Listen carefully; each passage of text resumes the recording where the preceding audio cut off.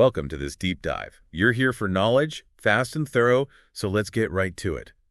We're tackling a really powerful passage today, Numbers 31, verses 1 through 12. That's right. We're looking specifically at the concept of divine vengeance as it's presented there.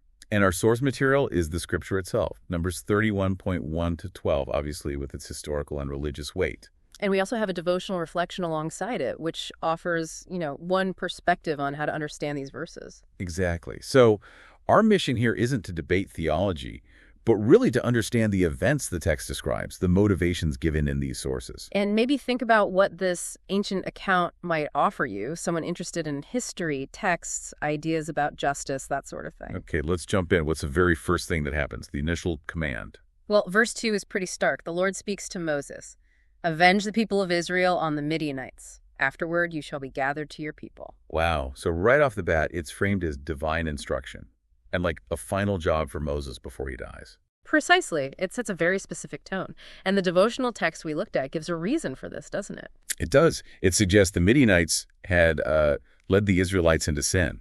So the devotional sees this command as God responding to that harm. Yeah. The author emphasizes that God sees when his people are harmed and, in their view, promises to deal with that evil. It's a very particular interpretation of divine justice. So Moses gets this command. What's his reaction? He acts pretty quickly, right? Immediately. Verses 3 to 5 show him mobilizing the people. He tells them to arm for war, specifically to execute the Lord's vengeance on Midian.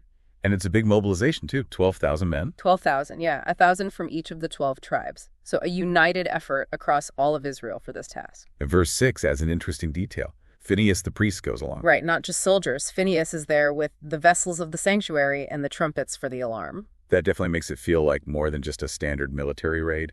It adds a religious dimension. Absolutely. It frames the whole operation within their religious understanding, suggesting divine sanction and purpose, at least as presented in the text. Okay, so they're prepared, they go out. What does the text say happened in the battle itself? Verse 7 is blunt. They warred against Midian, as the Lord commanded Moses, and killed every male. Every male. That's quite an outcome. It is.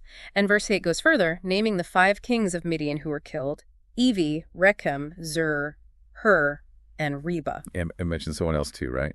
Yes, Balaam, son of Beor, the same Balaam from earlier chapters in Numbers. He's killed along with the Midianite kings. So the men are killed. What about everyone and everything else? Verses 9 and 10 describe the aftermath. The Israelites captured the Midianite women and their children, Okay. and they took all their livestock, herds, flocks, and all their goods as plunder. Total spoils of war, essentially. And more than that, verse 10 says they burned all their cities, the places they lived, and all their encampments. It sounds like complete destruction. So capture, plunder, and burning settlements. Verse 11 seems to summarize this. It does. It says they gathered all the spoil and all the plunder, both of man and of beast. And then what? They just take it all back. Verse 12 says they brought the captives, the plunder, and the spoil back to the camp. Where was the camp again? On the plains of Moab, near Jericho, by the Jordan River, and they presented everything to Moses, to Eleazar the priest, and to the whole congregation of Israel. A public presentation of the results of the campaign. Exactly. It closes that loop. Yeah. The command was given, the action taken, and now the results are brought back to the leadership in the community. So pulling it together, a divine command for vengeance against the Midianites for leading Israel into sin. Followed by a major military campaign led by Moses involving priests and sacred objects. Resulting in the killing of all Midianite men, including their kings and Balaam, the capture of women and children, plunder of goods, and destruction of their homes. And the devotional source we have interprets this whole sequence as God's justice in action, dealing with evil, protecting his people. Right. It's a heavy passage. And considering both the text and that devotional interpretation, it really makes you think. It does.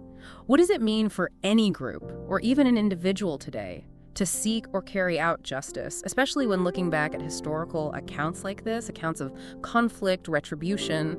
Particularly when they're framed as being divinely ordered. It raises some complex questions, doesn't it? Definitely complex. What constitutes justice? Who decides? How do we grapple with these ancient narratives of violence and vengeance today?